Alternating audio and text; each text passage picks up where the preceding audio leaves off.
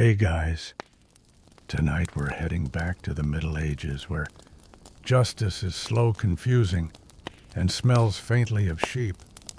You're not in a courtroom with wood-paneled walls or a powdered judge tapping a gavel.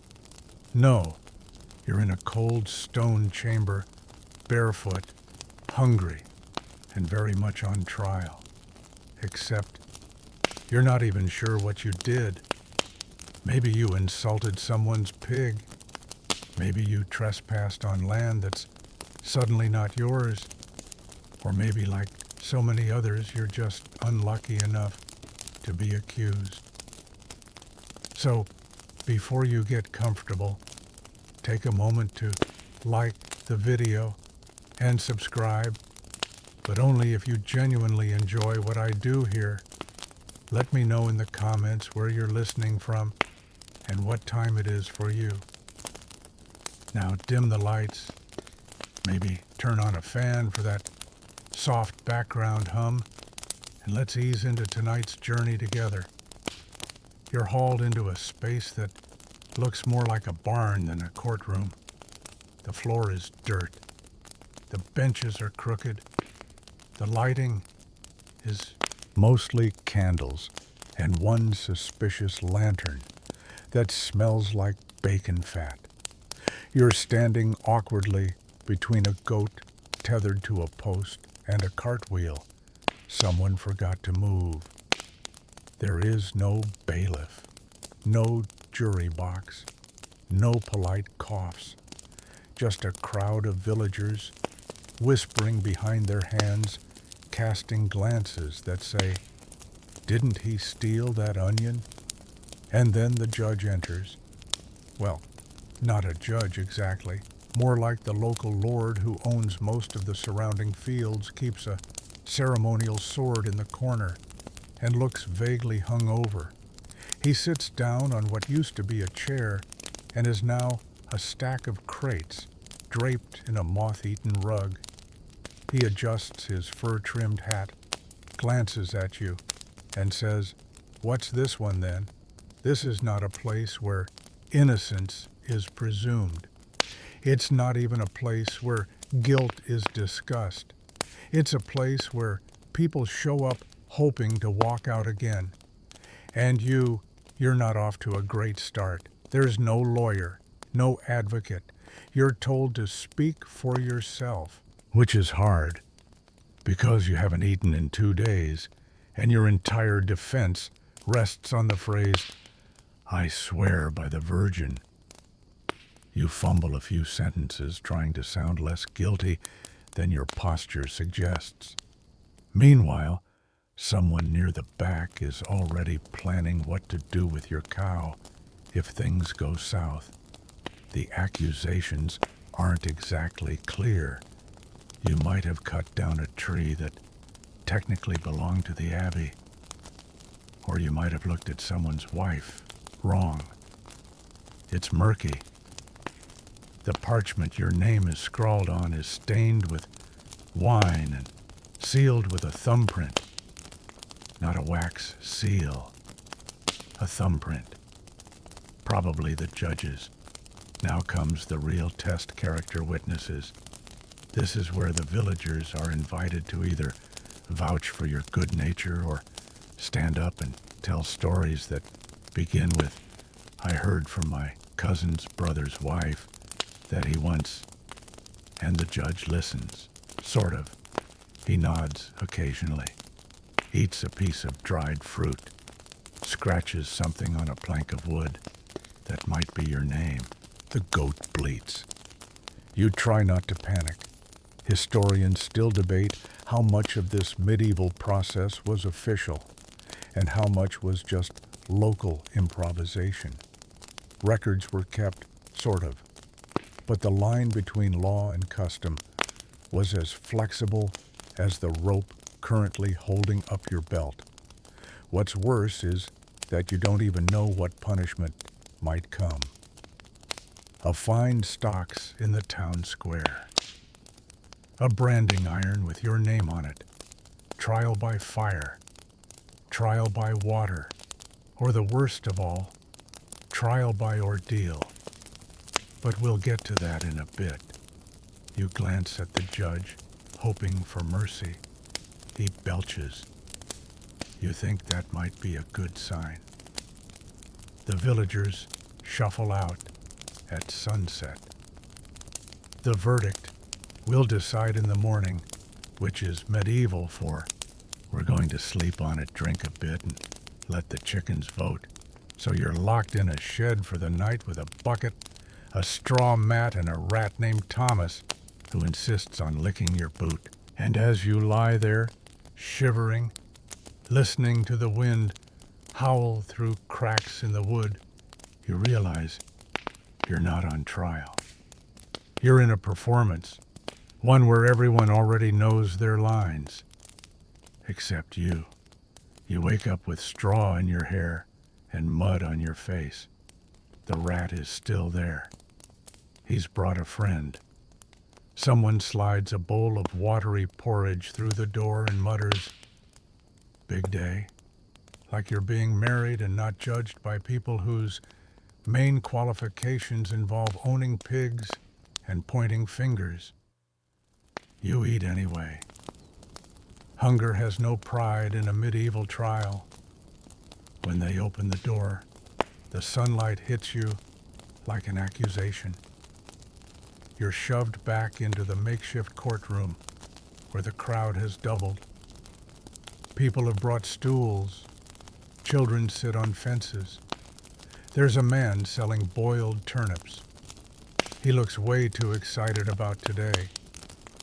You're still not sure what exactly you're being accused of. The parchment listing the charges has changed slightly. Now it says, trespassing, probable theft, and general untrustworthiness. That last part wasn't there yesterday. You're handed a stick, you stare at it. It's the oath stick, someone says. You hold it while you swear, you raise your eyebrows. Swear what they all look at you, like you've asked what bread is. You're supposed to swear your innocence, not just out loud, but with sincerity, which is judged by how confidently you hold the stick, how steady your voice is, and whether you avoid looking suspicious, which in this context mostly means not sweating. You do your best. I swear by Saint Cuthbert and the Holy Virgin and the bones of my dead uncle that I didn't steal the apples or the firewood or insult Brother Aldwin's goat. There is a pause. Then the judge squints and says, "We'll need compurgators." You blink. Calm what people to swear you're not a liar. Ah, trial by oath helping. Here's how it works. You need to convince a group, usually 12 men from your village, to stand up and say, "Yes, this person seems honest." That's it. No evidence required. Just vibes. You're given until mid-morning to round them up. Problem is, you're not exactly the most popular person around here. Your first stop is Walter the Miller. He owes you a favor from that one time you didn't report his mysterious flour adjustments.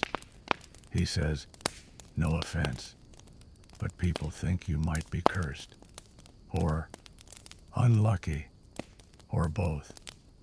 You try old Marga next.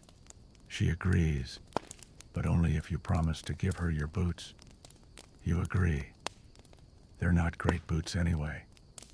3 down, 9 to go. By the time you return, you've got 11 people. The 12th. No one will come. You beg, plead.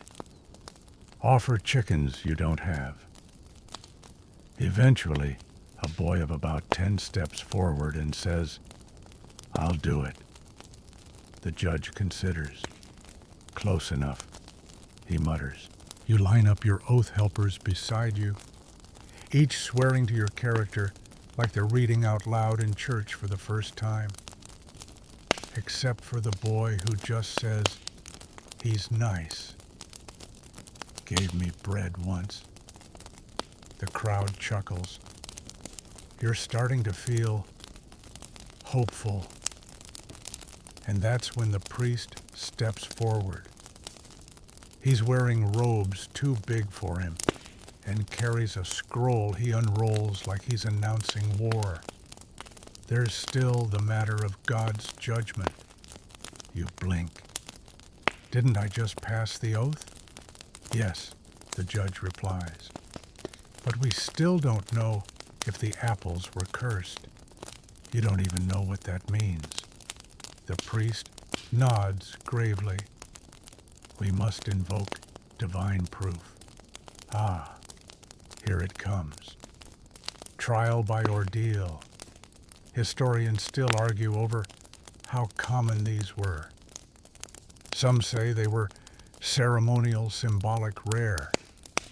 Others claim they were standard, especially in rural areas. What's agreed upon is this: they were often terrifyingly real. You are given a choice. Trial by hot iron, where you carry a red-hot piece of metal a few paces, then wrap your hand in cloth and wait 3 days to see if it festers. Or trial by water, where you're bound and thrown into a pond. If you float, you're guilty. If you sink, you're innocent and possibly dead. You choose the hot iron because at least then your lungs aren't involved. The blacksmith is summoned. He brings out a small iron bar, places it in the coals, and waits. The crowd grows. Children whisper. The judge eats a turnip. When the iron glows red, you're told to step forward. You do, barefoot, shirtless. The crowd is dead silent now. The priest says a few words, probably holy, mostly inaudible. Then the blacksmith tongs the iron and holds it out. You reach and pick it up. It's worse than pain. It's like holding a sunbeam that hates you. You walk 3 paces, drop it, scream, collapse. 2 men rush forward to wrap your hand in linen, soaked in something that smells like herbs and vinegar. The priest nods. We wait 3 days. 3 days. 3 days where you lie in a hut with chickens scratching the walls, trying not to scream every time your hand throbs. 3 days of villagers coming by just to see how it's doing. 3 days of wondering whether your future will be freedom or festered fingers and hanging. You lie back on a straw mat. Your hand is wrapped, pulsing like a drumbeat. Someone offers you watered ale. You drink it in one go. Outside, the sun sets over the hills, throwing long shadows across the field. Inside, your world narrows to your heartbeat and the heat in your palm. You whisper a prayer you don't believe and fall asleep to the sound of someone outside saying, "I give it 2 days before it smells funny." You wake up to the distinct sound of someone arguing over whether pus counts as a sign from God. It's been 1 night since you grabbed the hot iron with your bare, unfortunate hand. The pain is still there, like someone poured fire into your bones and stirred, but now it's joined by an itch. Not a good sign. Not a great one either. A monk leans over you with breath that smells like salted fish and medieval disapproval. "We're unwrapping it today," he says, with a solemn tone, as if he's announcing a funeral, possibly yours. You try to sit up, then instantly regret it. Your hand feels the size of a loaf of bread, a painful, swollen, angry loaf. The villagers begin arriving long before the inspection. Children climb windowsills. Elders take the good seats baskets turned upside down, or logs with moss for cushioning. You're not just being judged by the church. You're being judged by everyone who's ever borrowed your rake and never returned it. The monk unwraps your hand, slowly, theatrically, as if peeling a sacred relic. Everyone leans in, and there it is, a hand that looks awful. Red, blistered, angry, but not infected, at least not yet. The monk squints. The priest leans closer. The judge bites a carrot. Hard to say, the monk mumbles. The priest frowns. Doesn't look righteous. Not unrighteous either, says the monk. And so naturally, they argue for a full hour while your hand pulses and the audience offers helpful commentary like, seen worse, or might be cursed. Historians still debate how literal these signs from God were meant to be. Some believe the ordeal was more symbolic, a way of applying community pressure rather than divine judgment. Others argue that the people genuinely believed God's will showed itself through burns and boils. Whatever the case, your future now hinges on the subtle shade of red across your knuckles. Eventually, the judge raises a hand. We'll need a second opinion. A what?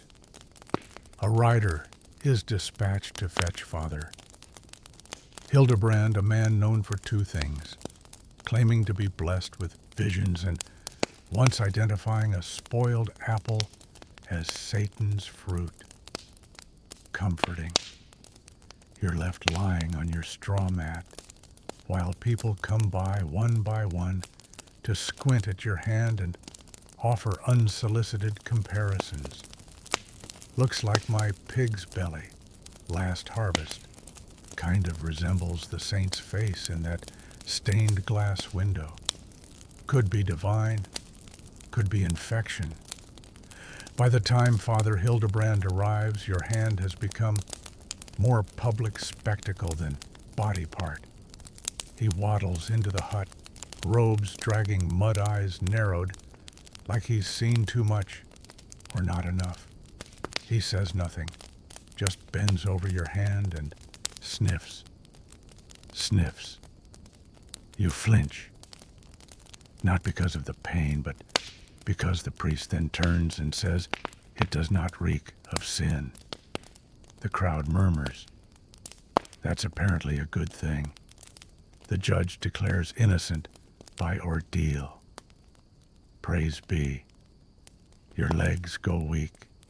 Your vision wobbles. You're free. Really well, technically. Because freedom in a medieval trial doesn't mean applause and a ride home on a cart full of flowers. It means they don't hang you. It means you're allowed to go back to your life, your farm, your debts, your suspicious neighbors who now consider you possibly holy. And if your hand falls off in 3 weeks, not their problem.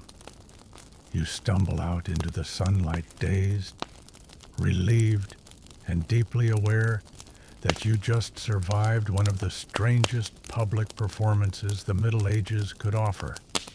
But it's not over yet, because on your way out, you see another poor soul being dragged toward the same shed where you just spent the night.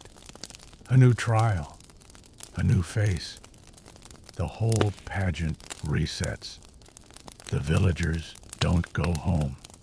They just turn around, There's boiled ale to drink and accusations to watch.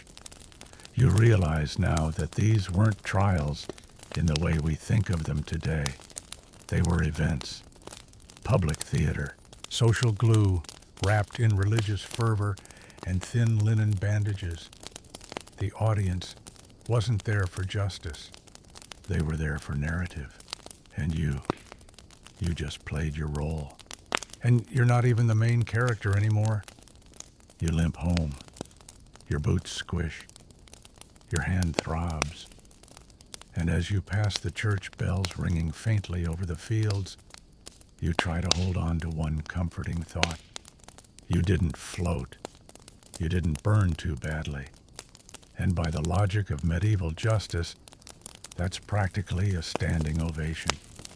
It's been 3 days since your trial, and you still haven't regained full feeling in your hand. But hey, you're alive technically, cleared of wrongdoing, and only slightly regarded as some kind of mildly cursed village celebrity. You'd think that would be the end of it. But no. Because in medieval Europe, trials were less about resolution and more about reputation maintenance. And now that your name's been dragged through the manure-scented air of public judgment, it'll take a miracle or a really good favor to restore your standing. You're back in your village, sitting awkwardly at the communal well, when you overhear 2 elderly women whispering about you. One says, "Well, the priest said he was innocent," while the other replies, "Yes, but his hand still looks a bit demonic, doesn't it? So that's where we are." Your innocence is a matter of opinion, and the village has a long memory. In an effort to reclaim your place among the mildly respected, you do what any sensible person would. You show up at the next trial, not as a defendant, as a witness. Today's trial involves your neighbor, Tom the Cooper, who allegedly cursed at a pilgrim and caused the man's horse to stumble. Yes, that's a crime. Sort of. The trial is held in a barn this time. The pig has been removed, but the smell remains. The judge today is a different lord, this one younger, with a feather in his cap and a deep need to look important. Tom stands in the middle of the barn, looking confused and moderately hungover. He's already declared his innocence twice, but the pilgrim insists that a hex was cast. You'd think someone had summoned a demon, not sneezed at a donkey. The judge frowns and says, "We'll settle this by oath helping. Bring forth his 12 good men." Tom gulps, because it turns out he doesn't have 12 good men. He has 3, and one of them owes him money. Here's where things get theatrical again. The crowd begins to murmur. A boy plays a flute off-key. A chicken walks across the judge's feet. And then Tom, in a moment of true medieval brilliance, says, "Ask the saints. I'll sleep in the chapel and let them speak to you." Trial by vigil. A classic fallback when you've burned all your other bridges. You agree to spend the night in a church, fasting, praying, and hoping the saints will give someone a sign, usually through dreams, visions, or spontaneous candle flickering. Historians still argue whether these vigils were taken seriously or if they were just stalling tactics disguised as devotion. Either way, they happened. A lot. Tom is escorted to the chapel, where he kneels by the altar with a loaf of stale bread and a single candle for company.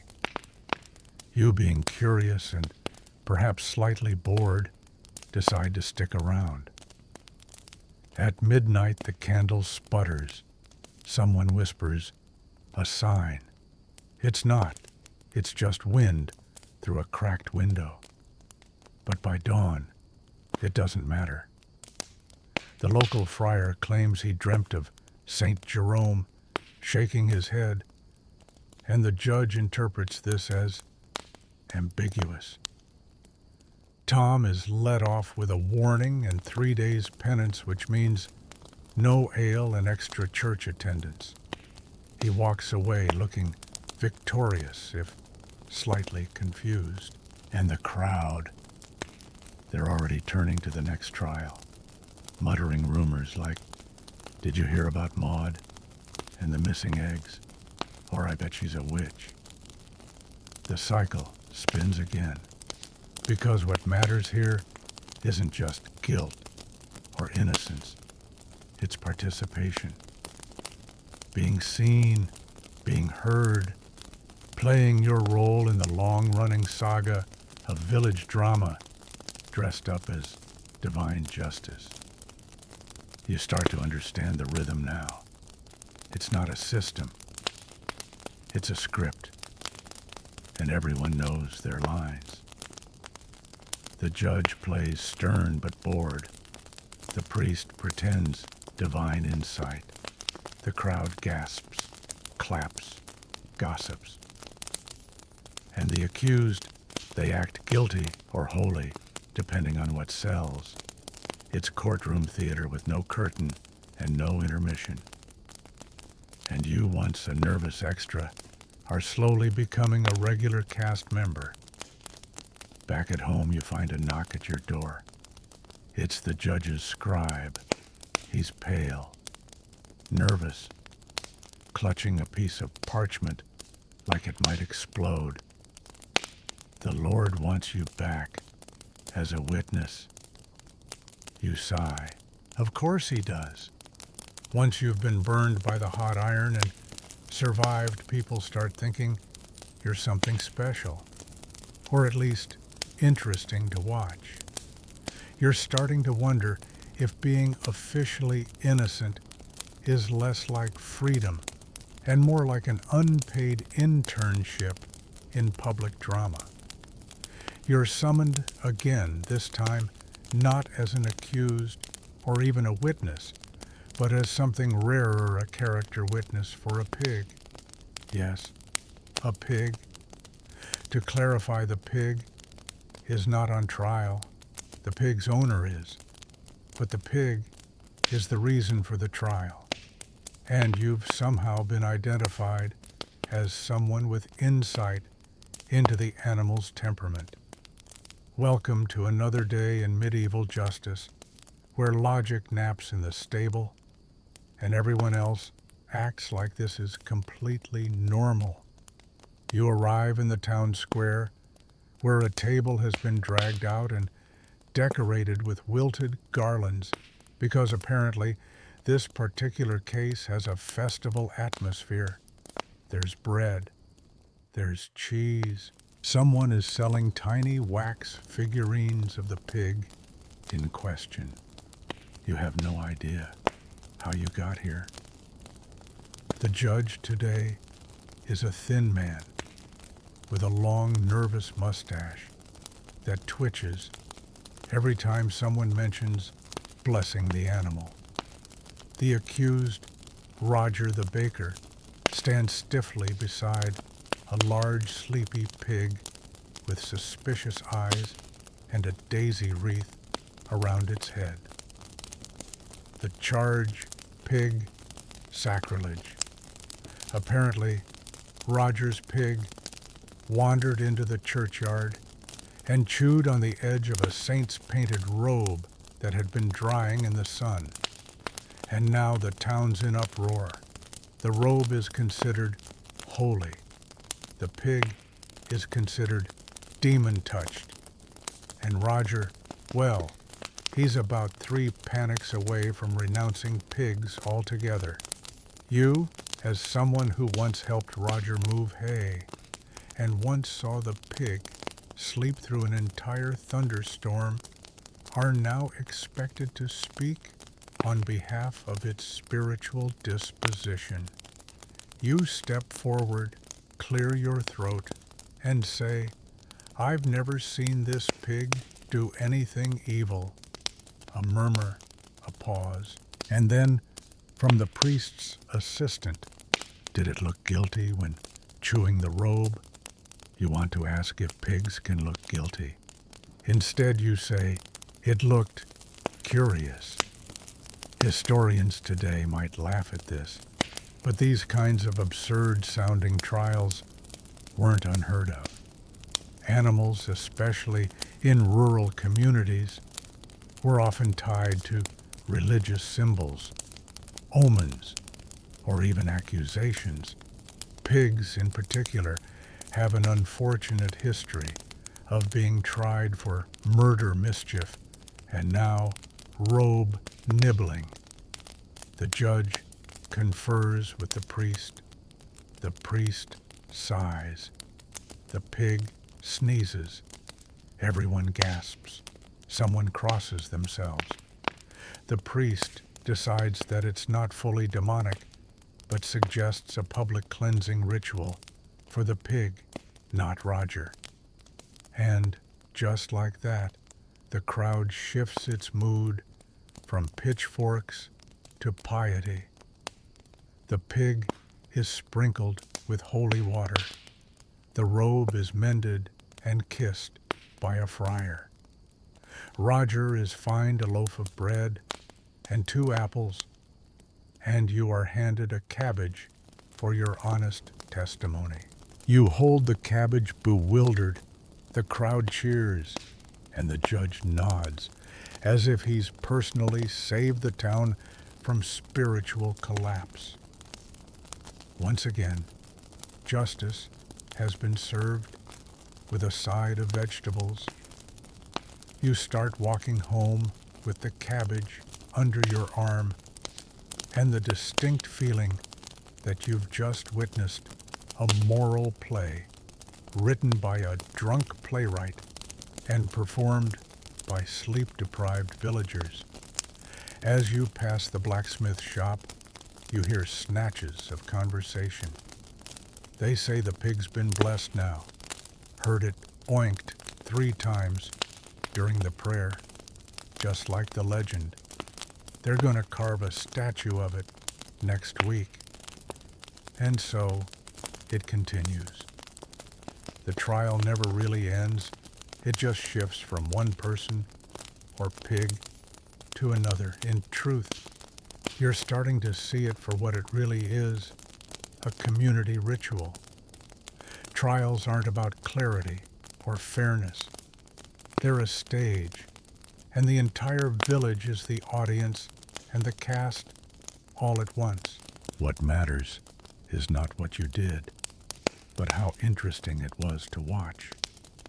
And now that you've been in several roles, accused witness, innocent theologian of pig behavior, you're something of a regular.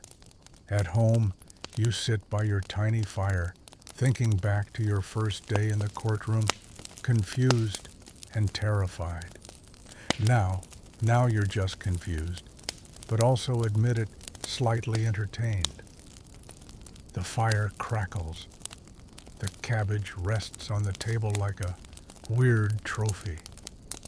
Your hand is still healing, but it's no longer the center of village discussion. That role has passed to the pig, for now. You would think, after defending your innocence, evaluating pig morality, and narrowly avoiding divine infection, that you'd earn a break from the courtroom carousel.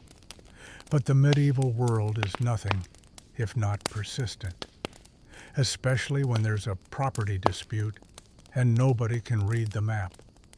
Today's trial involves a hedge. Yes, a hedge. Not gold, not land with a castle, not even a sacred relic. Just a shaggy line of overgrown brambles dividing 2 fields and 2 equally irritated farmers. You know both men. One is Godric, who owns 5 pigs and a temper. The other is Hal, who speaks mostly in grunts, and once tried to sell blessed thistles at the midsummer fair. The judge has summoned you and 7 others as persons of good memory, not intelligence, mind you, just memory. Because this case hinges on who remembers where the hedge was 40 years ago. You weren't even born then. No matter. You're told to listen carefully as the 2 men argue about a 10-yard patch of land barely fit for grazing goats with low standards. Hal claims the hedge was planted by his grandfather on their side of the old elm stump. Godric insists the stump was moved in a storm and that the hedge was always his. You're handed a stick again. This time it's not for an oath. It's for walking the boundary. Here's how this works. Everyone present walks the contested boundary together, listening to the landowner's version of events. It's like a tour, a very slow, very angry tour full of finger pointing and, look here, you can see the old ditch line. You step carefully over a molehill while Godric explains that this exact spot is where his uncle once saw a ferry, which somehow proves ownership. Hal responds by saying he buried his dog there. You glance at the judge. He's chewing something and pretending to be interested. And then someone says the magic word, charter. There's a ripple in the crowd. A charter is a written document, rare, valuable, and usually penned by someone who was either literate or extremely confident in their fake Latin. Hal produces a piece of parchment that may once have been official. Now it's mostly stains and squiggles. The judge squints. The priest squints harder. No one can read it. So, naturally, they summon Edith the widow, one of the few people in the village who can make out Latin. Sort of. She learned letters from her late husband, who was a clerk and loved to annotate psalms with passive-aggressive commentary. Edith arrives wearing a wool shawl and an expression that says, "This had better be worth my time." She reads the charter aloud slowly. In the year of our Lord, 1192, it is agreedeth that the bramble line runs south of the standing stone and unto the shadow of the long oaken. She stops. Which long oaken? Hal says one thing. Godric says another. Edith sighs and says, "You all cut that tree down 15 years ago." The crowd groans. The judge rubs his temples. Historians still argue whether medieval property disputes were resolved by actual legal logic or by whoever could shout loudest and get more people to nod. Most agree it was a mix. Land ownership was part law, part memory, part theater. And you're now asked, which side do you remember the hedge being on as a child?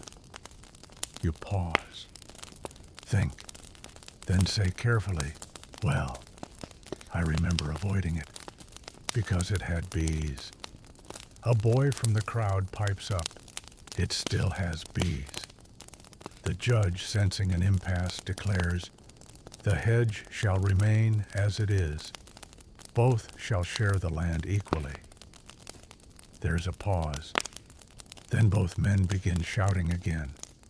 And so the judge adds, "Unless one of you moves the bees," in which case the other gets it. Justice, apparently, is allergic to bee stings. As the crowd disperses, muttering about boundary lines and honey curses, you find yourself walking home again, with a strange sense of satisfaction. These trials may be baffling, absurd, theatrical, but they work in their own strange way. Not because they uncover truth, but because they let people perform truth in front of their neighbors. It's less about who's right and more about who belongs. You pass the chapel where the pig from last week is now referred to as the Blessed One by children playing tag. You smile, and then you hear your name. Again. The scribe waves from the lane. "We've got another one," he says, panting. "They need someone who's seen things." You sigh, adjust your boots, and follow. You've become something unexpected in this strange little legal theater. Not a judge, not a criminal, but something even more dangerous, a reliable narrator. You're starting to wonder whether your destiny is less village nobody and more freelance participant in other people's disasters. This time you're being called to observe, not to swear, argue, or bless a pig, but to watch. Because the court is experimenting with something new. Well, not new exactly. More like ancient weird and only used when things get especially ridiculous. Welcome to the trial by combat. Not the flashy dragon-slaying kind from bard songs. No swords glinting in the sun. No noblemen in flowing cloaks. This one takes place in a mud pit behind the granary, and both participants are over 40, wheezing, and one of them is barefoot because he lost his left shoe in a goose-related incident. The dispute, possession of a goat. Both men, Hugh and Bernard, claim the goat is theirs. Neither has any paperwork, and the goat refuses to pick a side content, to chew rope, and look mildly embarrassed. So, someone suggests combat. The judge shrugs and agrees. Let the Lord decide. Historians still debate how often these fights happened. Some say they were rare and ritualized with strict rules and royal oversight. Others argue that in rural places like this, trial by combat was just two guys wrestling in the mud while the village cheered. This version, definitely the second. The rules are shouted over the sound of someone betting a loaf of rye bread on Hugh. Each man is allowed one stick. No eye gouging, no biting, no kicking below the belt. Those are the rules. Very official, very sacred. You stand near the edge of the pit, trying to look impartial, while someone hands you a mug of questionable ale and whispers, "Bernard once wrestled a cow. He'll win." The goat bleats, the crowd roars, and the fight begins. At first it's more slipping than striking. Bernard lunges. Hugh sidesteps. They both fall into the mud. There's shouting. Someone in the crowd starts singing a hymn. You're not sure if it's encouragement or a plea for divine sanity.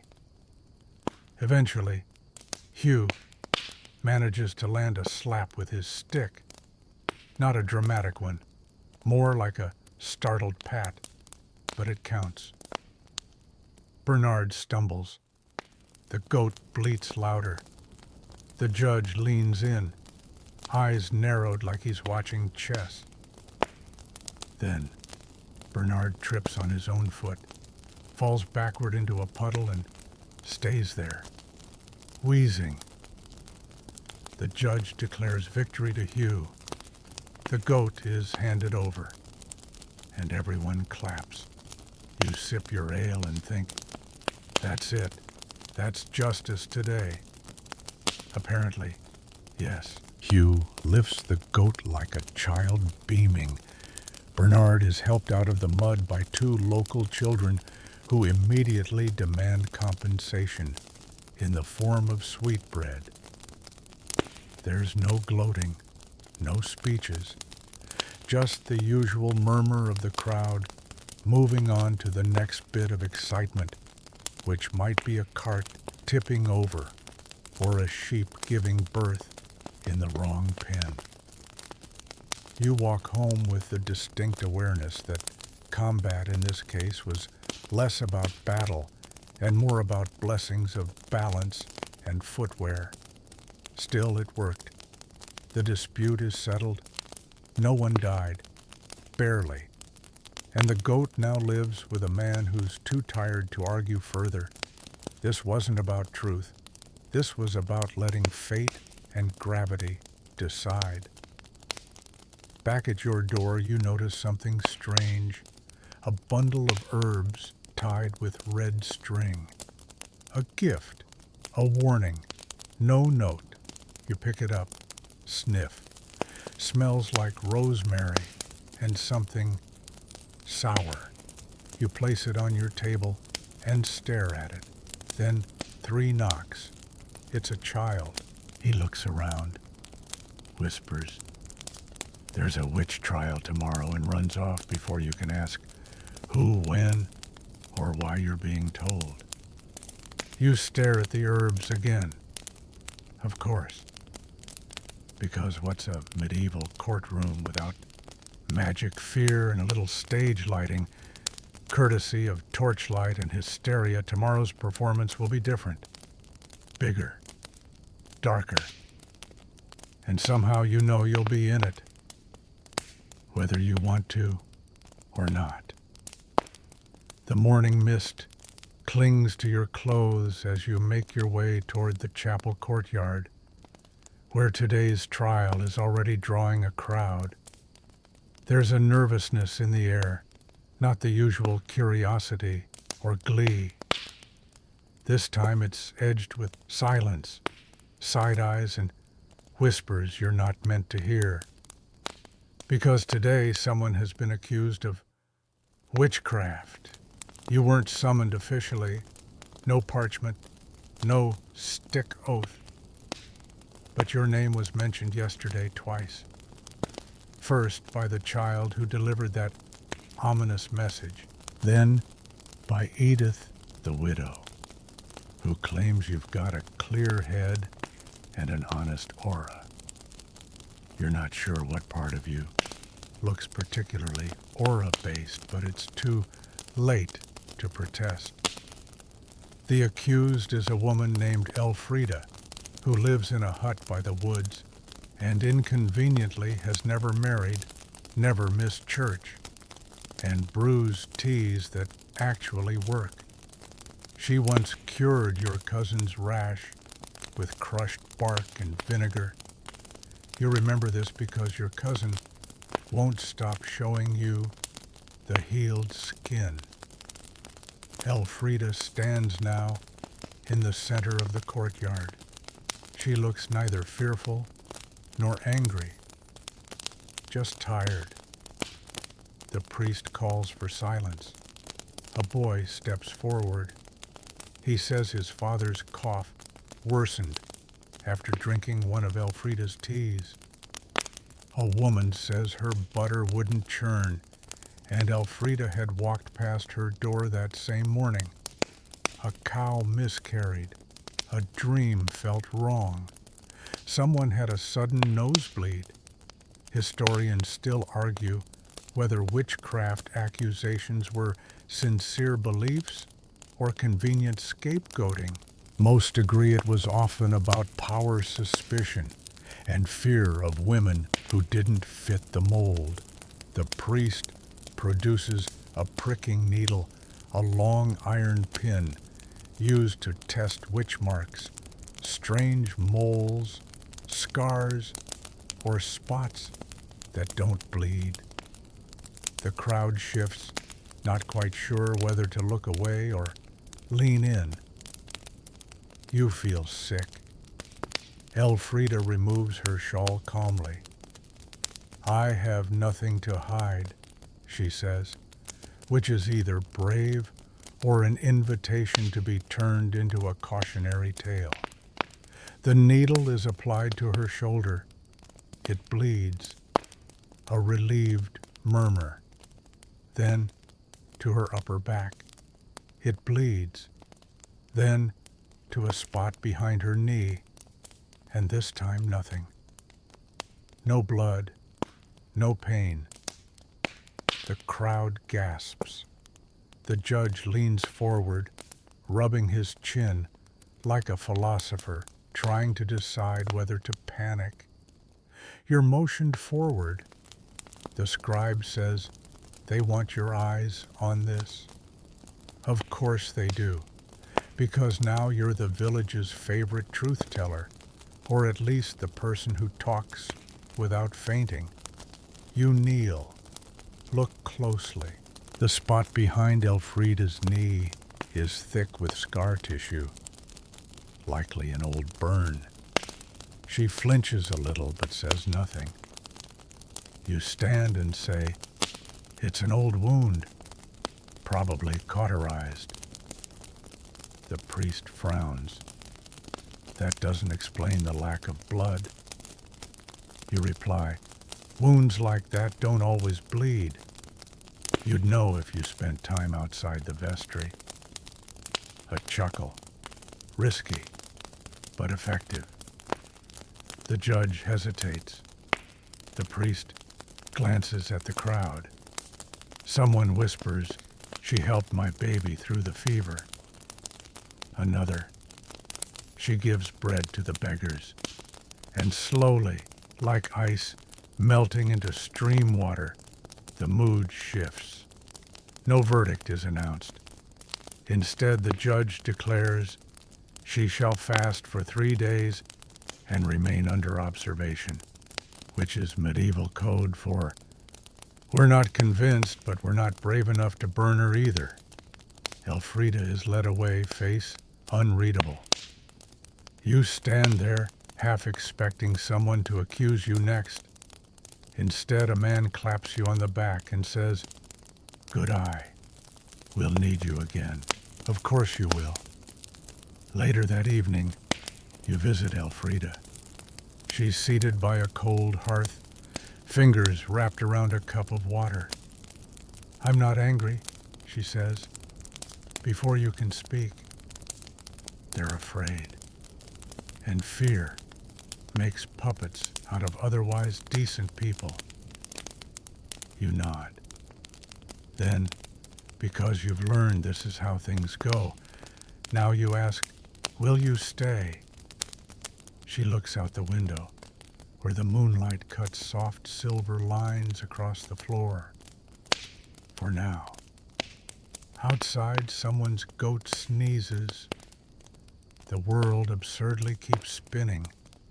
You thought maybe, just maybe, the village would pause after accusing a healer of consorting with dark forces. But no.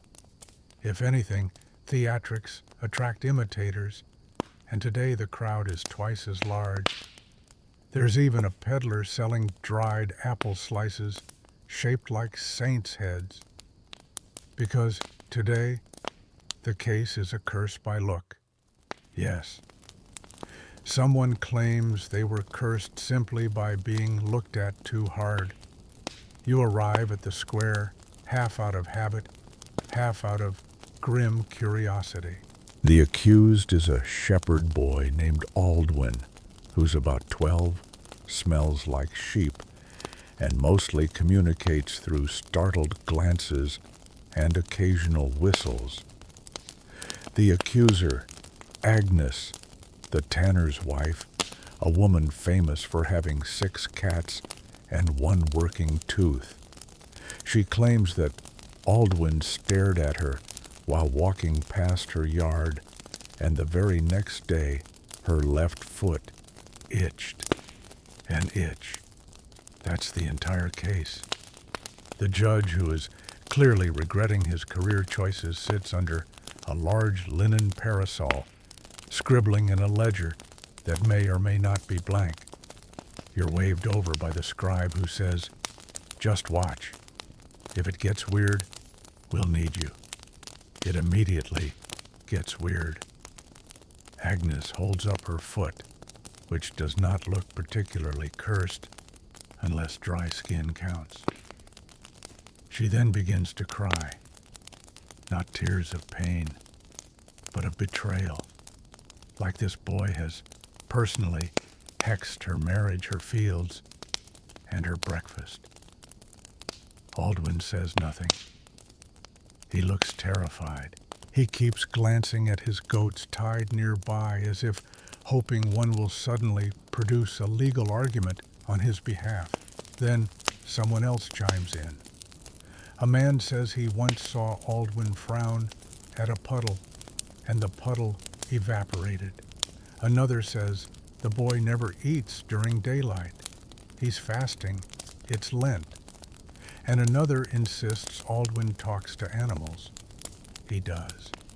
He's a shepherd. You stand there letting the nonsense wash over you, until the judge finally sighs and says, "Let us determine intent by ordeal of touch." Everyone goes quiet, because this one's dramatic. Aldwin must touch the accuser, and if she feels pain or burning where he touches her, it is proof of malevolent magic. You rub your temples. This is going to be a long day. Aldwin steps forward with trembling hands. Agnes extends her arm, eyes wide, dramatic as a rainstorm. He touches her wrist. She screams, falls to the ground, clutches her side like she's been stabbed with lightning. You don't even need to inspect her to know she's lying. But of course they all look to you anyway. You kneel, check her wrist. No redness, no swelling. Her pulse is faster than a panicked duck, but that's just adrenaline or performance. You say flatly, "She's fine." Agnes, suddenly upright again, says, "I felt something." You reply, "Yes, probably guilt." There's a pause, a few snickers. The judge clears his throat. "We'll require further testimony." And just like that, the trial stretches into its second hour. You're called again to examine Aldwin for signs of the evil eye. You look at his face, round, sunburnt, smudged with sheep. His most powerful magic seems to be summoning flies. You report, if he has powers, they're well hidden. Then someone has an idea. "Let him touch me," shouts a man in the back. "Let's see what happens." A line forms. Yes, a line. Half the village wants to be touched by Aldwin to test whether they too will suffer mysterious foot itches or ghostly stomach cramps. It's a farce. Aldwin grows more confident with each tap and pat. He even starts saying, "Bless you," after each one, which makes several villagers giggle.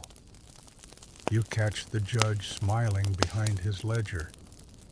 Eventually, Agnes huffs and stomps away, muttering that her spirits will sort this out in dreams. No one follows her. Aldwin is declared not guilty of supernatural glaring. And you are given an entire loaf of bread by the baker's apprentice, who says, "Thanks for keeping things sane." You chew it slowly, wondering when exactly you became the local reality anchor in a town where the most consistent law is don't make eye contact unless you're sure your neighbor won't scream, "Witch." That night, as the stars roll overhead and the goats snore in a pen somewhere down the lane, you find yourself laughing, quietly, because honestly it was kind of fun. And the bread is really good.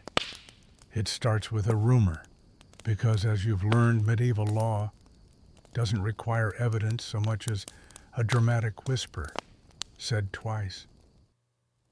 And today's whisper is that someone in the village has been sleeping in the church, not praying, not confessing, sleeping. And that's a problem apparently, because sleeping in a holy place is believed by some to invite visions, demons, or worse, prophetic dreams that make you think you're more important than the priest.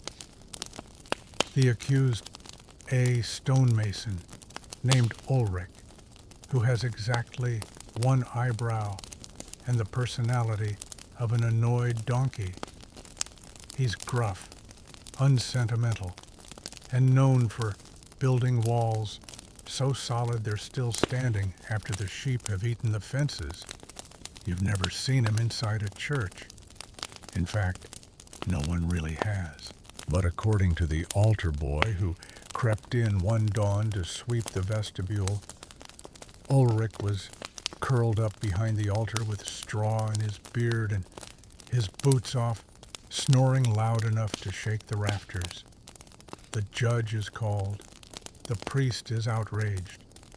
You naturally are asked to observe and offer clarity, which seems to be your new title in this village-wide theater. When you arrive, Ulrich is already standing outside the chapel, arms folded, staring at the door like it owes him money. He's not denying it. He just doesn't care. Yes, I slept there, he says. It was raining. My roof's still full of holes. The priest steps forward, eyes wide with righteous horror. The house of God is not an inn for roofless masons. Ulrich shrugs. God didn't kick me out. The crowd gasps. You try not to smile. The priest goes on about defilement, holy relics, and the spiritual contamination of snoring, while the judge makes vague noises and scribbles in his notebook. Finally, the priest demands a dream test, an old custom where the accused must describe any visions they had while sleeping on sacred ground. If the dreams are divine, they're spared. If demonic, they must fast, be publicly shamed or worse. Ulrich looks bored. I dreamed of a potato, he says flatly. The priest flinches. A what? A large one. Looked angry, kept rolling toward me, whispering. You cough into your sleeve. Someone in the crowd actually drops a basket. The judge tries to maintain order. What did it whisper? Ulrich scratches his neck. Dig deeper.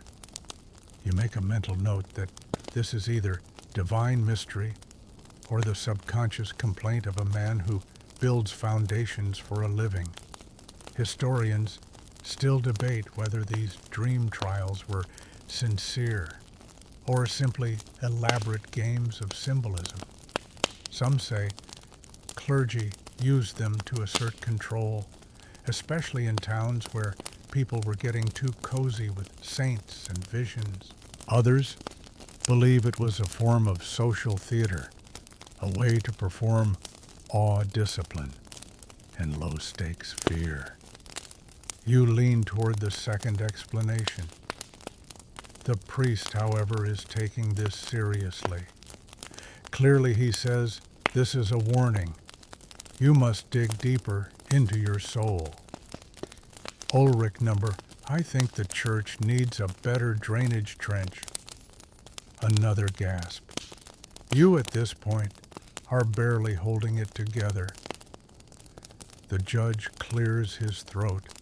hoping to redirect this theological slap fight. Elaborate on the potato, he says. Ulrich shrugs again. It had eyes. There is a very long pause. Then the priest declares that, due to the dream's vegetable ambiguity, Ulrich must remain under penance for 1 week, which includes sleeping in his own home, confessing his sins, and repairing the chapel's north wall while he's at it. Ulrich sighs.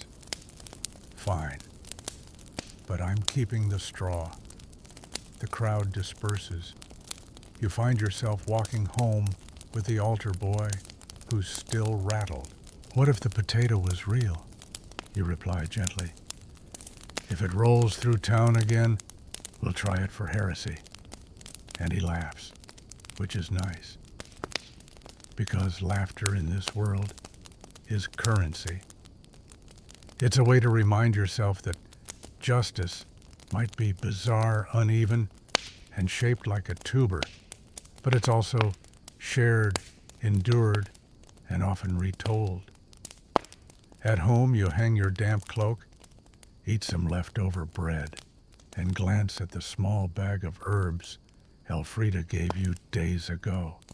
She said they'd help with sleep. You haven't tried them yet. Maybe tonight. If you dream of root vegetables, you'll know who to blame. You're halfway through your morning bread when someone bangs on your door with the urgency of a tax collector who's lost his abacus. You open it to find Osric the miller's nephew, breathless eyes wild. They need you, he pants. It's the duck. You pause. Duck, you ask. He nods furiously. It's being tried. And that's how you find yourself once again at the village square, where a duck, a real living, feathered, deeply unimpressed duck, is currently sitting in a basket surrounded by at least 40 people and one extremely serious scribe, the accuser, Maeve, a local widow, known for her highly suspect herbal wine and firm belief that animals sometimes carry the souls of cheating husbands. She claims the duck stole her ring. You blink. The duck stole it. Yes, she says, folding her arms. It waddled into my home, looked me dead in the eye, quacked twice and swallowed it. You are perhaps, unfortunately, not allowed to laugh. The judge is here, the priest is here, and a small boy is selling salted plums labeled trial snacks. The judge, attempting to keep a straight face, says, "Does the duck have a name?" Lucifer Maeve replies without hesitation. The duck quacks loudly. It's already the best performance of the day. You are asked to examine the duck for signs of ingestion. So now you're a duck inspector. You kneel, gently lift the duck, which is surprisingly calm, and palpate its middle. It feels like a duck. Warm, feathery, maybe mildly annoyed. You say, if it ate a ring, it'll pass it, eventually. The priest recoils, blasphemous, digestive, you reply. Maeve insists the duck be cut open. The judge hesitates. The duck quacks again, once sharply. Someone whispers, "That's a confession." You're fairly certain it's not. But this is trial by animal, a rarely documented but very real phenomenon in medieval justice. Historians still argue whether these were symbolic spectacles or genuine belief in moral beasts. Most agree they were half theater, half moral panic with a dash of superstition and a generous helping of boredom. You speak, if we kill the duck and find no ring, then we've sinned without proof. The priest nods slowly. True, very true. The judge adds, and the duck may be innocent. The crowd murmurs. People are swaying toward mercy. Then someone suggests the duck be put in a pen and watched until it well relieves itself. The ring, if swallowed, should appear. And so the duck is paraded to the edge of the square, placed in a small enclosure, and given a nameplate, Lucifer, under suspicion. You somehow are named keeper of the duck, which means feeding it, watching it, and recording any signs of divine punishment or jewelry. You set up a stool beside the pen. The duck stares at you. Don't even think about it, you mutter. Over the next several hours, you are joined by various villagers offering theories. It's not a duck, one says. It's an omen. It's a wizard, says another. A child insists it's cursed and tries to draw runes in the dirt before being distracted by a beetle. You begin to wonder whether this entire thing is a test, not of guilt, but of how far a village will go before realizing they've put a bird on trial. Later that evening, the duck finally delivers what the judge calls a material verdict. It's not a ring, it's a button. Metal round, suspiciously old. Maeve gasps. That's it. You hold it up. It's clearly not a ring. It's too big. Flat. Probably from an old cloak. You state this calmly. Maeve insists it must have changed shape in the duck's stomach. You don't argue. You just sigh. The judge decides diplomatically that no further action be taken. Lucifer the duck is released under divine observation. The duck waddles away completely unfazed. Maeve sulks. You go home smelling like bird and confusion.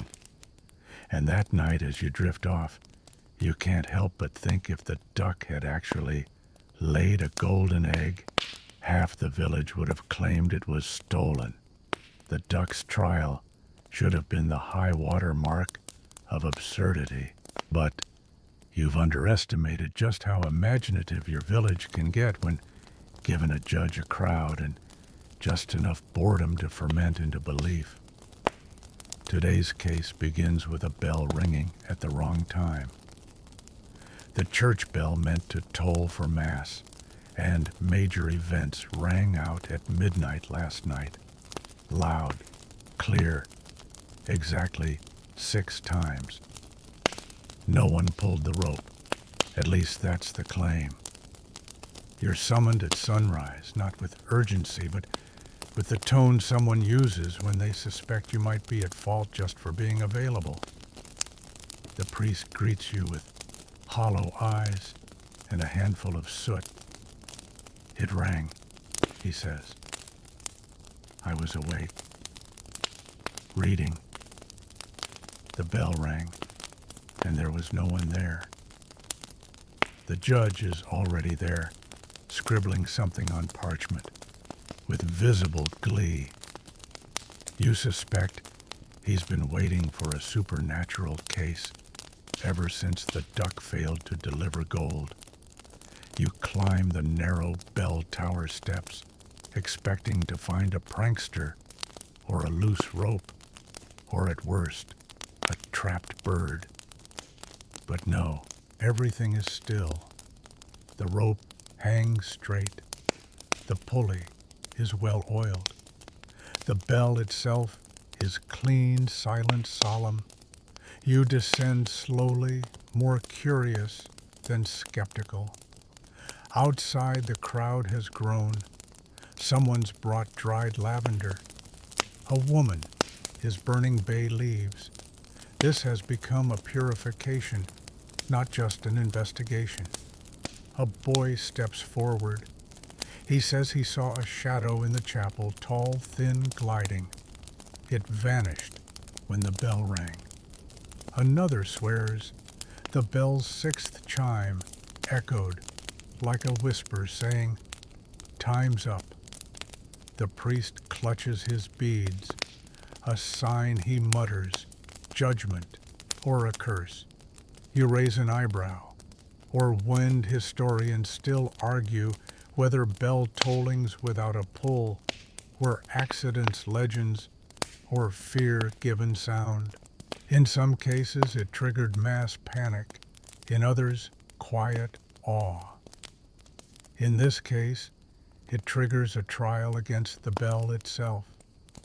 Yes, the bell is to be exorcised, and then, if judged guilty of harboring unclean spirits, melted down. You step back and wonder how you've found yourself in a universe where objects stand trial more often than people, with actual motives.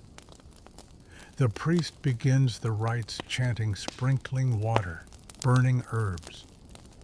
The bell remains unimpressed. Then someone proposes the bell be rung once more. If it tolls 6 times again, says the baker's wife, then it truly wants something. You glance at the judge. He nods like this is a reasonable hypothesis. The rope is pulled. 1 toll. Clear. 2. Still fine. 3. You watch the crowd tense. 4. 5. 6. And then a 7th. You look up sharply. The man pulling the rope is shaking. "I didn't," he stammers. "I stopped after 6. The bell sways slightly. The rope dangles free. You glance at the judge. The priest turns pale. The crowd steps back. You take a breath. Say, maybe the weight shifted. No one hears you. They're all staring at the bell like it might start speaking Latin. A woman drops to her knees. A child begins to cry. Someone insists the graveyard gate swung open at the same moment. Within minutes, a consensus is reached. The bell is haunted. By what? Who knows? But haunted it is. You try one last effort. It's a bell. It's large, momentum matters. Maybe the counterweight slipped. Maybe the judge holds up a hand. Silence, he says. We must respect the will of the divine. By evening, the bell has been removed from its tower, blessed, and placed on the ground beside the chapel. It sits there like a cow in contemplation. You're assigned to watch it overnight in case it moves. Of course you are. So you sit beside a bell in the dark, sipping weak ale, listening to night insects, and the occasional shuffle of someone sneaking a peek at the possessed relic. Hours pass. Nothing happens. You fall asleep, leaning on the bell. At dawn, you're woken by a nudge. It's the same altar boy from the Elfrida case. He grins. You were snoring, he says. You rub your face. Did the bell move? Nope. But you drooled on it. You both laugh. And just like that, the spell is broken. Later that day, the bell is returned to the tower. The priest decides not to ring it for a while, out of caution. The judge writes a poem about the ordeal. And you decide to start carrying a small notebook. Because if anyone asks you years from now whether justice was real in your village, you want to remember exactly how many people once put a bell on trial. By now you've accepted your fate. You are the reluctant centerpiece of the village's judicial circus. If it squawks, glows, dreams, or makes the bread rise too early, someone will call you. And today, someone does. You arrive at the town square to find three neighbors arguing over a song, not property, not livestock. A song. You blink slowly. They stole my melody, one man says, jabbing a finger at his rival like a lute in human form. That was mine. I heard it in a dream, and now he's singing it like it's his. The accused scoffs. I didn't steal anything. It came to me during a thunderstorm. I wrote it down. It's mine. And the third, I heard it first. From the wind. On the cliffs. So now you're in the middle of a musical plagiarism trial set in the 1300s. You are, for the record, not qualified for this. The judge appears with a portable stool and the faint glimmer of hope that this case won't involve blood or bells. The priest trails behind, already muttering about inspiration being divine. Each man is told to perform the melody in question. The first sings it with gusto, off-key, like someone strangling a goose inside a tavern. The second performs with dramatic pauses and excessive shoulder movements. The third whistles it wistfully like a bard who got distracted halfway through his own tale. The tune, you notice, is almost identical each time. A simple sequence of 5 notes, vaguely melancholic, definitely hummable. You've heard worse. You suggest gently. Perhaps it's a folk tune, one passed down. All 3 men glare at you. No, says the first. I dreamed it while chewing willow bark. I heard it while milking my goat, says the second. The wind gave it to me, says the third, like a secret. Historians still argue whether medieval people truly believed dreams and nature could grant ownership over ideas. Some say yes, visions and songs were gifts from the divine. Others suggest it was just ego wrapped in mysticism. The judge proposes a compromise. We will have a musical duel. Yes, that's what he says. Each man will perform the song again with their own flair, and the crowd will vote. You're not even surprised anymore. The contest begins. The first man adds hand claps. The second brings out a tambourine. Where he got it, you do not ask. The third begins to weep while whistling, which earns him points for commitment. The crowd is delighted. This is better than harvest dances and definitely more entertaining than last week's trial of the haunted bread. In the end, the third man wins by applause. Not because the melody was better, but because his crying seemed sincere. The judge declares the song belongs to no man, but the performance today shall be remembered as its birth. The priest nods. Thus, it is sanctified by witness. You suggest writing it down. Someone hands you a stick. You scratch out the 5 notes On a piece of bark, it looks like gibberish, but the crowd cheers.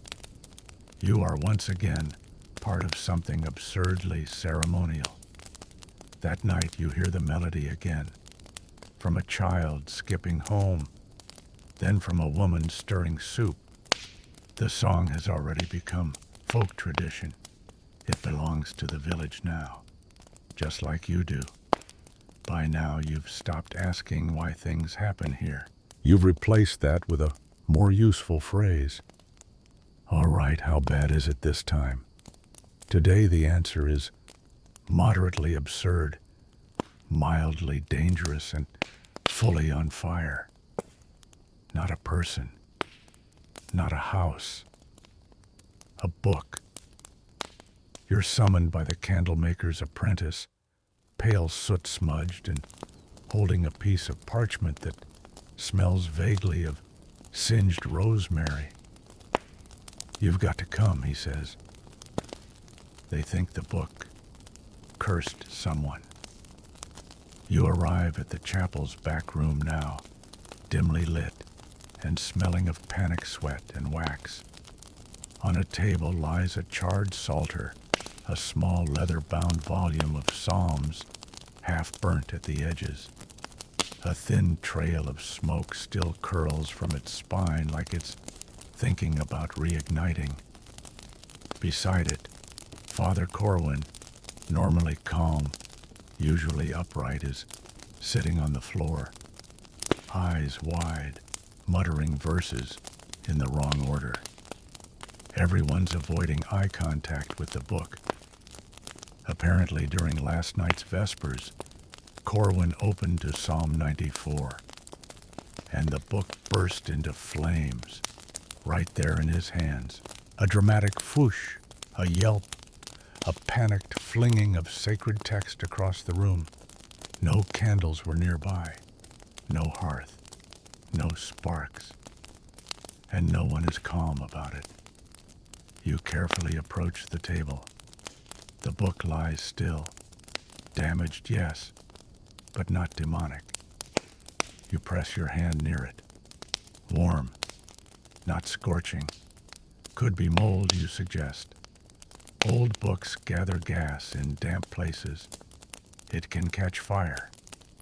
The priest's assistant, a boy who believes in ghosts and gets nosebleeds when nervous, shakes his head. It screamed. You pause. The book. He nods, solemnly. Sounded like a woman being stabbed by a metaphor. That's descriptive. You look at the judge who's been standing quietly in the corner, sketching the flames from memory. Let me guess, you sigh. We're putting it on trial. He beams. Yes. For heretical combustion. You resist the urge to hit your own forehead. The next morning, the square is packed.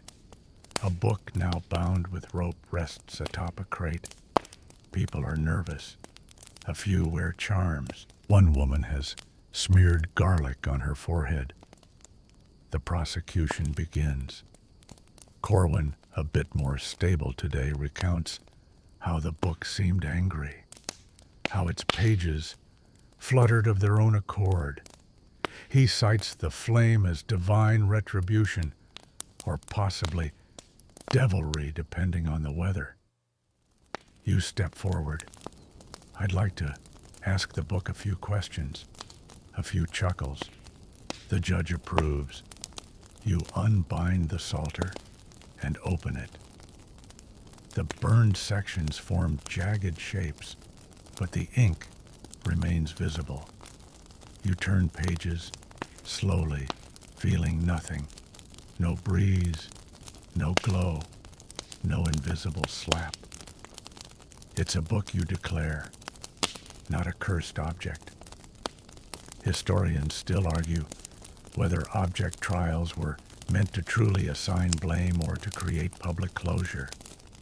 Some point to these ceremonies as catharsis, a way to punish misfortune. Others say it was just performance reinforcing order by acting it out. Here, it's both. Someone shouts, "Let it burn again." If it's cursed, it'll do it twice.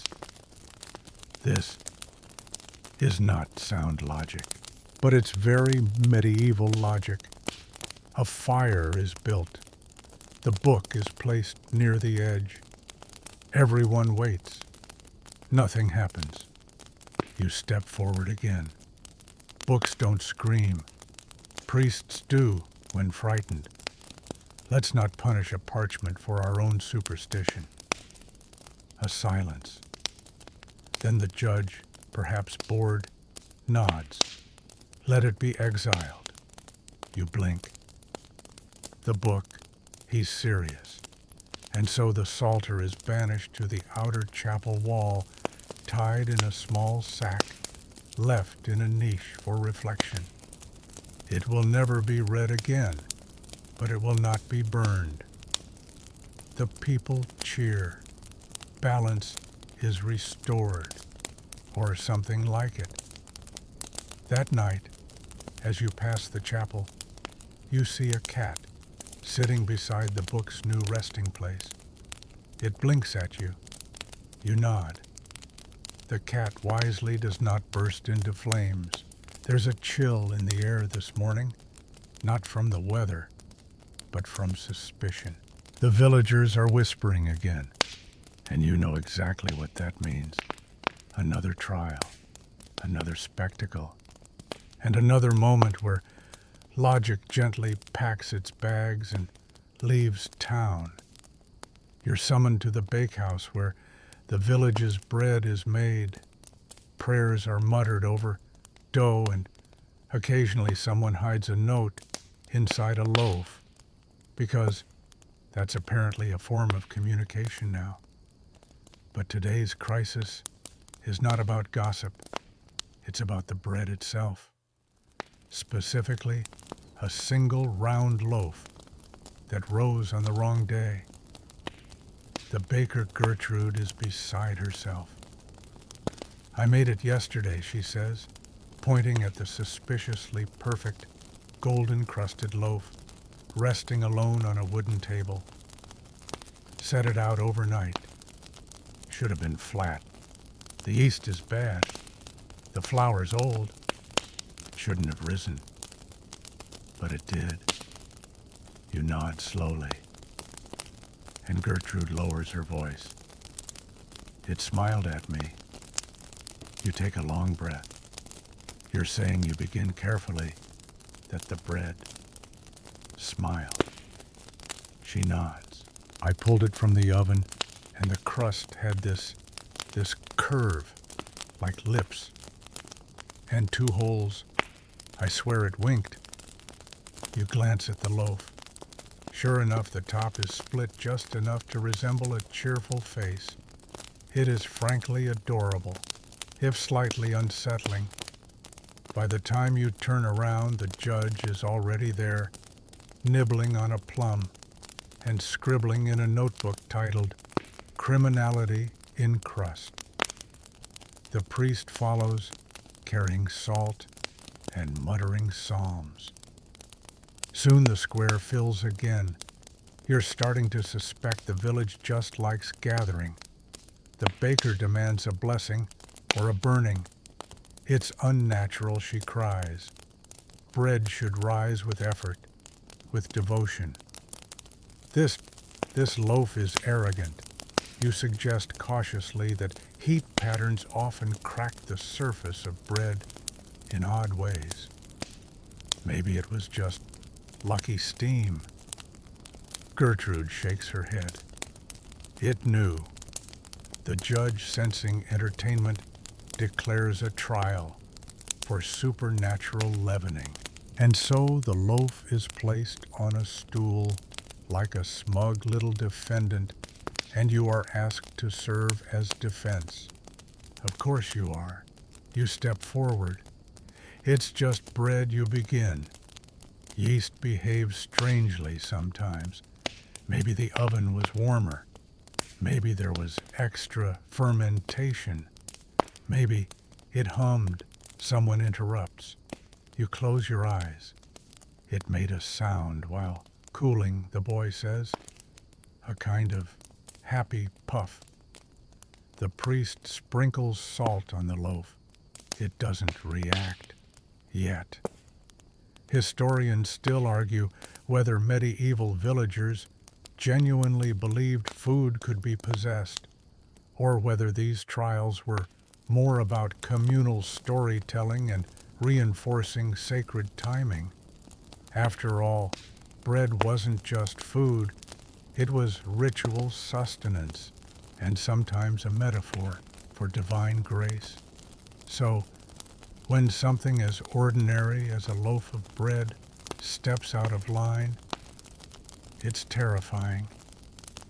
You take the loaf, break it open. Steam rises. Inside, just airy crumb. No messages, no demonic whispers, no glowing core. You hold it up. Shall we eat it? The crowd gasps. The priest considers. The judge shrugs. So you do. You tear off a piece, chew thoughtfully. It's quite good, you say. One by one, others follow. First curious, then delighted. And just like that, the trial turns into a picnic. Gertrude still isn't happy, but she accepts that perhaps not all miracles are threats. Later, as you wipe your fingers on your sleeve, the judge sidles over. I'm writing a treatise, he says, on edible testimonies. You nod. Of course you are. That evening, someone bakes another loaf, just to see what face it might make. You wake up the next morning to the sound of someone pounding on your shutters and shouting, "It's the ale," which, if you're honest, is both the most worrying and the most believable sentence anyone's said to you all week. You throw on your boots and make your way to the tavern, still rubbing sleep from your eyes. What greets you there isn't chaos, but something more alarming, orderly panic. All the mugs are lined up on the bar, untouched. The innkeeper's wife is holding a jug of ale, like it's a venomous snake, and a small crowd has formed around the corner table where a half-finished pint sits alone, frothing steadily. See, the brewer whispers, it hasn't stopped. It's been bubbling like that since dawn. You squint at the glass. Sure enough, a thin stream of bubbles is rising in a perfect spiral.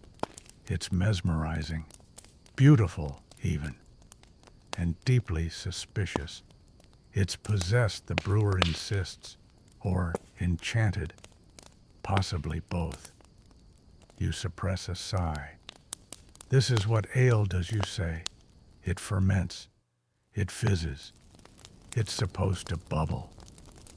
Not like this, someone yells. This ale sings. You raise an eyebrow. It sings, low humming like a choir, only sadder. You lean in. There's a faint sound, yes, but it might just be the wind through the eaves, or your own ears ringing from yesterday's bread-based heresy. Still, the tavern's patrons are spooked. No one will touch the ale. No one wants to go near the barrels. And the innkeeper has locked up the cellar in case the barrels start moving. So, of course, the judge is summoned. He enters the tavern with a scroll under one arm and a fork in his belt. You don't ask why. He examines the glass, sniffs the foam, tastes a drop. He says, notes of plum, slightly demonic aftertaste. You can't tell if he's joking. The priest arrives soon after. He crosses himself, declares the ale possibly influenced by restless spirits, or rogue yeast, or both. You're asked naturally to serve as defense counsel for the ale. You approach the bubbling glass and begin your argument. It's a good batch, you say. A bit enthusiastic, yes, but that's what strong yeast does. It wakes up. It works hard. It makes things happen. Someone mutters, too hard. Another says, it smells like prophecy. The judge nods solemnly, and yet no one has been harmed. The priest hesitates. True, but still the humming. You suggest a test. Let it be drunk, you say. Let someone sip it. And if they survive without visions, we call it clean. Everyone takes a step back. You realize you are the test subject, so you raise the glass. Pause. Smell it. Sip. The ale is strong, slightly sour, full-bodied, not divine, not infernal, just good. You finish the glass. Nothing happens. You wait. Still nothing. The crowd watches, tense. Then someone claps. Then another. Within minutes, mugs are raised again. The tavern breathes out in one long relieved exhale. The priest agrees to bless the barrel just in case. The judge pens a short poem called Ale of Unknown Intent. And you sit back dizzy from more than just the drink and reflect on how every object here seems one spasm away from a trial. Historians still argue whether these events were about fear or control, keeping communities tightly bound with stories, rituals, and shared rules. Some say it was all theater. Others insist the beliefs were real. You've stopped caring. You've started enjoying the absurdity. By sundown, the tavern is loud again. Ale is flowing. Laughter is back. And the bubbling glass, it sits quietly on the shelf as if nothing ever happened. You barely get through the morning without someone accusing a carrot of sorcery. That's where you are now. This isn't a joke. It's just another day. The carrot in question, now laid out on a white cloth like a surgical patient, is shaped exactly like a hand. 5 stubby roots, like fingers, a thicker palm, and a little knob that honestly does look like a thumb knuckle. Tell me it doesn't want something, says the gardener, pale and serious. You stare at it. It does look unnerving. You're trying to find the energy to care when the village healer rushes over and whispers, there's a worse problem. Oh, good. Come with me, she says. It's the sheep, the one with the staring. You follow her across the square, past the salter's burned-out alcove, and the tavern that now serves haunted ale at a discount. You arrive at a pen where villagers are gathered, whispering and backing away. Inside the pen, one sheep, staring, unblinking, at the sun. She's been doing that since sunrise, someone says.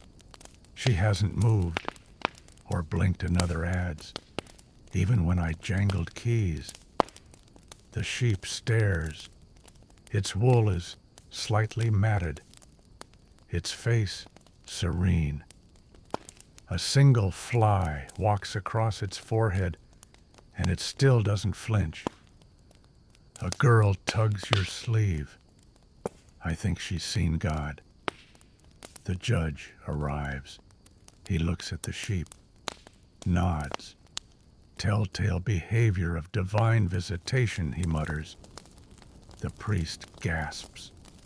The crowd collectively leans in. You raise a hand. Or she's just not well. The healer agrees. Could be blind, or dazed, or just really into light. But this village no longer accepts mundane explanations without drama.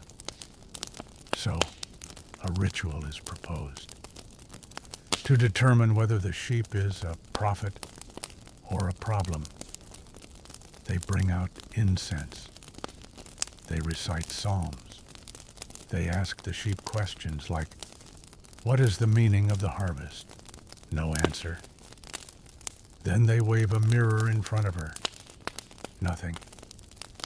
Then finally, they offer a carrot. The carrot. The hand-shaped one. This is where things get complicated.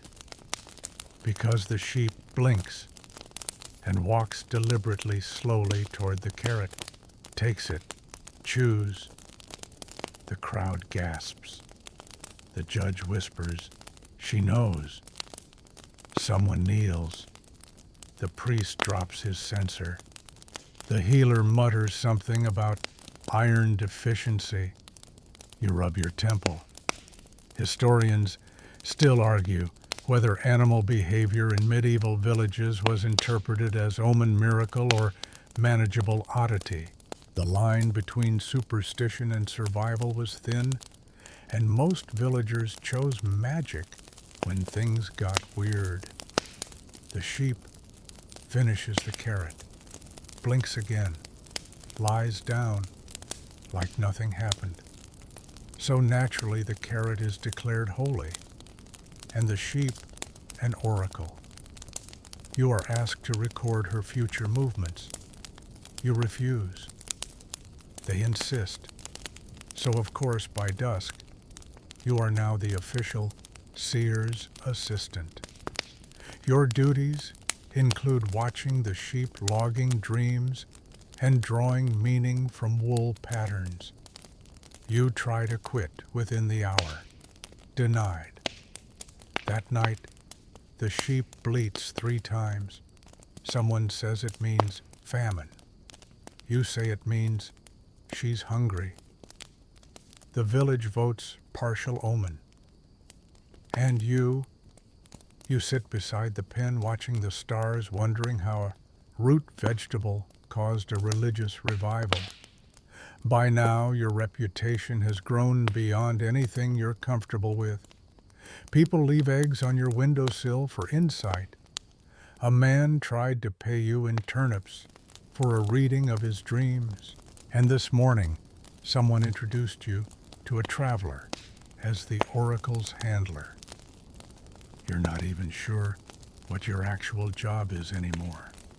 So of course, when the bells toll unexpectedly again, you're the first one blamed. But this time, it isn't supernatural. This time, it's political.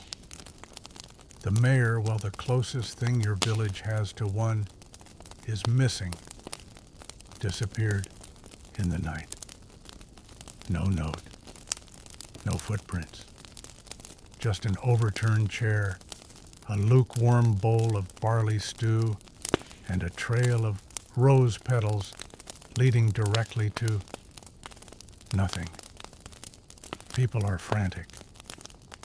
Not because they loved him, mind you, but because no one wants to be in charge. Leadership here is like a hot stone. Whoever's holding it just wants to toss it to the next person. And now there's a vacuum. The judge gathers the villagers for an emergency meeting. In the chapel, he opens with, "We must elect a new mayor." The silence is immediate and heavy. Then a child raises a hand. "Can't the sheep do it?" You close your eyes. You knew this was coming. The sheep, the one who stared at the sun, blinked at a holy carrot, and bleated during a thunderstorm is now being proposed as the new mayor. Half the village cheers, the other half is too tired to argue, so a vote is taken. The sheep wins unanimously. Historians still debate whether this really happened or if tales like these were exaggerated by chroniclers to mock rural superstition. But either way, you're there. You watch as the judge places a little ceremonial wreath of daisies around the sheep's neck and announces, "Let her reign in silence." You're appointed voice of the mayor, which means people now bring complaints to you, who then stand before the sheep and read them aloud. Sheep mayor, you announce one morning the baker accuses the brewer of stealing his flour. The sheep coughs. You look at the crowd. She says, "Don't steal flour." They nod. Problem solved. Another day. Sheep mayor, the cooper wants permission to build a shed near the pond. The sheep sneezes. She says yes, but don't disturb the ducks. The villagers murmur approval. Surprisingly, this works. Disputes are settled quickly. No one argues with the sheep's will because it's just ambiguous enough to mean whatever they want. Peace reigns. Even the priest seems relieved. You start enjoying it until the sheep stops eating. You panic. A healer is called. She declares it divine fasting. Someone suggests a feast in her honor. Another says she must be consulted on the upcoming festival schedule. Sheep mayor, you ask solemnly one morning, should the midsummer dance include acrobats? She stares at a wall. You interpret this as yes. The judge claps. And then, just as quickly as she rose, she disappears. Vanished. Gone. No wool left behind. Just a single dandelion where she usually stood. You'd suspect foul play, if not for the witnesses, 3 children who swear they saw her float upward on a cloud of bees. Bees. You do not question this. You simply declare a period of mourning. That night you sit by the now empty pen. The judge joins you. She was the best mayor we've had, he says. You nod. The stars flicker above. You start to hum the melody from the musical trial, the one everyone claims to have invented. It fits the mood. You realize something. Maybe it's not justice they seek here. Maybe it's meaning. And sometimes meaning looks like a sheep in a daisy wreath. With the sheep mayor now canonized in local legend, some claim she was an angel in disguise. Others whisper she was a Roman senator reincarnated. You imagine things might calm down. They do not. Because 2 nights later, a star falls. Or rather, something fiery streaks across the sky, lands just beyond the orchard, and sends the village into full celestial hysteria. You're pulled from bed by a crowd of breathless children who swear they saw a burning egg crash behind the gooseberry bushes. One claims it sang as it fell. Another says it landed softly like a sigh. Someone else swears the earth hiccuped. Of course, everyone wants to see it, and of course you're sent to investigate. You trudge out through dew-wet grass, past sleepy goats and suspicious owls, until you find the thing, a perfectly round stone about the size of a melon, half buried in scorched dirt, warm to the touch, smooth, slightly glowing. And yes, it does hum, softly, like a cat snoring in a well. You stare at it. It stares back. Behind you, the villagers gather holding candles and bread for protection, allegedly. The judge arrives. The priest follows. And someone from the Potter's Guild declares it's not of this world. You say it's just a warm rock, but no one listens. A trial is called. The stone must explain itself. You are naturally chosen to speak on its behalf. You approach the egg, clear your throat, and say, "It has declined comment." There's a pause. Then the judge says, "It's shy. That's reasonable." A debate begins. Is it a sign? A gift? A curse? A warning? One woman swears it blinked. A child says it changed color when no one was looking. The brewer claims it turned his ale into something more enlightened. The priest suggests building it a shrine. The baker suggests baking it into a pie. The vote splits, so instead they put it in the chapel's locked chest, where relics are kept. The same chest that once held the carrot hand and a spoon that allegedly stirred itself. You're instructed to keep watch.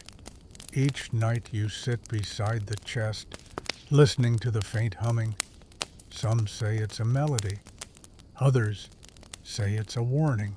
Historians still argue whether medieval communities truly believed in fallen stars as omens, or simply used them to explain unexplainable luck and weather shifts. In your village, however, the answer is always yes. All of the above, and with extra honey cakes. A few nights later, the humming stops. When the chest is opened, the stone is gone. In its place, a feather, long white, shimmering slightly as though dipped in milk and moonlight.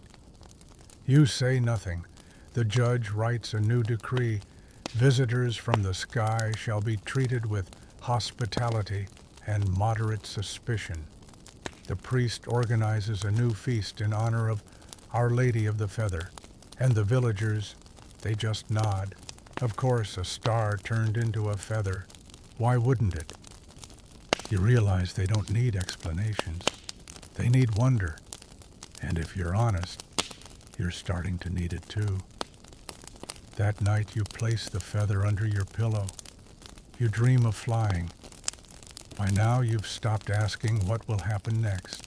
You simply wake up, stretch, and think, let's see what they put on trial today. This morning, it's a shadow. Yes, an actual shadow, specifically one belonging to a weaver named Hilda. The issue, it doesn't match her movements. She noticed it 2 days ago. While spinning at her loom, she turned her head and saw her shadow still looking forward. Then, later, it walked before her instead of behind. At first she blamed exhaustion. Then she tried holy water. Then she screamed. Now she stands in the square, pale, trembling, pointing at the cobblestones, where her shadow stretches too long, too crisp, even though the sun is clouded.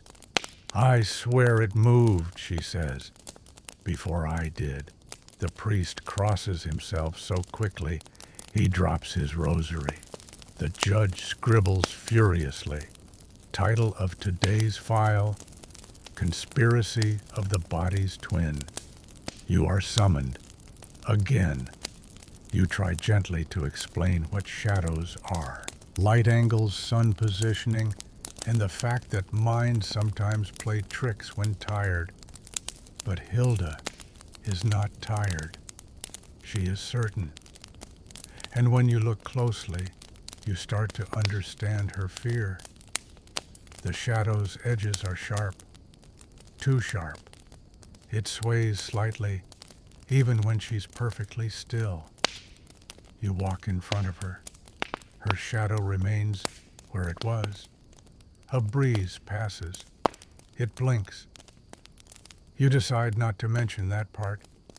Historians still argue whether reports of moving shadows were signs of psychological distress, early signs of neurological illness, or just mass suggestion. In medieval towns, however, any anomaly could be sacred cursed, or both depending on how many people saw it. The judge proposes a ceremonial binding. The plan: draw a circle of chalk around the shadow at noon.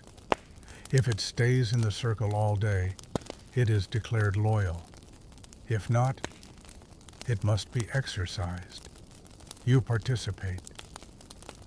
The villagers gather holding candles and nervously chewing time. Hilda stands still. The sun reaches its peak. The shadow is marked. Everyone waits. An hour passes, then 2. At some point, someone coughs and the tension breaks. Children begin to play nearby. A dog steals someone's cheese. The judge takes a nap in a haystack. And when the sun begins to lower, Hilda's shadow moves, stretching out of the circle before she does. Gasps all around. The priest declares it a wandering soul. The judge calls for banishment. You stand and clear your throat. This isn't a spirit, you say gently. It's perspective. The sun is moving. Shadows shift. It's how the world works. The villagers stare. Then Hilda, perhaps more exhausted than afraid, closes her eyes and steps out of the circle. Her shadow follows, perfectly, in sync, as if bored of the game. No one speaks. Then the judge chuckles softly. Perhaps it was simply reconsidering. Everyone laughs, uneasy, but relieved. And just like that, the trial ends. No sentence. No exorcism. Just a shrug and a new story for the fire pit. That night you sit alone beneath the stars, the feathers still tucked in your satchel, the memory of the sheep mayor already fading into legend. You think of books that burst into flame bread, that smiled ale, that sang, and a rock that hummed a lullaby. You think of how strange it all sounds, and yet how comforting. Because here, even fear is formal. Even confusion is structured. Even chaos has rules. In this village, everything, no matter how small, matters. And in a world that often feels distant and indifferent, that kind of attention, that belief that anything could be worthy of a trial, a song, a feast, that's not madness. That's hope. You lean back. Close your eyes. The stars do not blink. But you do. And when you drift to sleep, your own shadow curls beside you. Still, silent, loyal. Now the square is quiet. The villagers are home, candles flickering behind shuttered windows, and even the goats have stopped their nighttime grumbling. The judge has set aside his pen. The priest snores softly beneath a pew, and the last echoes of laughter from the tavern fade into the hum of cicadas and creaking wood. The sheep mayor is a story now. The stone from the stars is tucked into someone's drawer, perhaps beside an old thimble and a broken quill. The shadow has returned to its rightful place. Everything has softened. You stretch out under a blanket, still faintly smelling of thyme and smoke. The village doesn't ask for much, just that you notice the odd name, the strange, and maybe laugh once in a while when the bread smiles back. In the distance, a night breeze moves through the trees, stirring leaves like turning pages. You think of all the trials, the absurd, the sweet, the almost sacred, and realize none of it was really about guilt or innocence. It was about paying attention, giving meaning, letting people feel that even a twitching shadow or a stubborn loaf was worthy of wonder. That's what made it beautiful. So, tonight let your thoughts drift with the wind. Let your body melt into stillness. You've walked through a village where nonsense is cherished, rituals are improvised, and no one ever faces the unknown alone. Let the stars keep watch. Let the silence wrap you gently, and let yourself sleep deeply, calmly, knowing that in some corner of history, even the most boring trials held a touch of magic.